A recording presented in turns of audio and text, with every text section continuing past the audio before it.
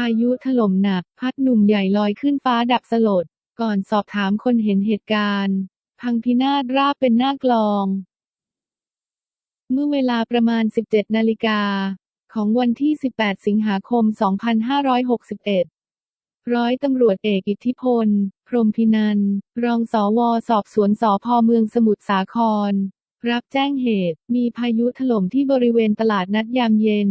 จนร้านพังพินาศเกือบหมดและมีผู้ถูกพายุพัดลอยไปตกที่ร้านอาหารชิวบาร์ซอยสุสานน้ำเกะตำบลมหาชัยอำเภอเมืองจังหวัดสมุทรสาครมีผู้เสียชีวิตจึงรุดไปตรวจสอบพร้อมเจ้าหน้าที่มูลนิธิการกุศลสมุทรสาครพบนายอัมพรเทียนสิริอายุ 65 ปี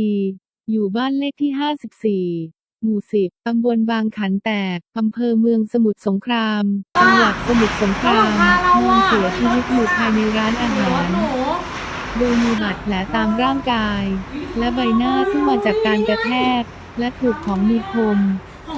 จากการสอบถามทราบว่าก่อนเกิดเหตุได้มีฝนตกลงมาอย่างหนักที่บริเวณตลาดนัดยามเย็นซึ่งอยู่ติดกับร้านชิวบาร์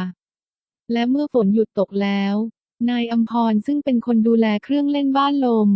ได้ขึ้นไปทำความสะอาดด้านบนบ้านลมจู่ๆก็มีพายุมาลูกหนึ่งพัดบ้านลมขึ้นไปปลิวตกลงในป่าห่างจากที่เกิดเหตุประมาณ1 กิโลเมตรส่วนนายอัมพรได้ลอยไปตกที่ร้านชิวบาร์จนหลังคาทะลุและตกลงมากระแทกโต๊ะอาหารก่อนตกลงไปที่พื้นร้านและทะลุลงด้านล่างจนทำให้เสียชีวิตและจากการตรวจบริเวณรอบร้านชิวบาร์พบว่าบริเวณตลาดนัดพังยับเยินและบ้านเรือนประชาชนหลังคาเปิดจำนวนมาก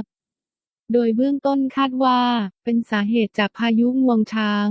ที่ได้สร้างความเสียหายให้กับประชาชนในครั้งนี้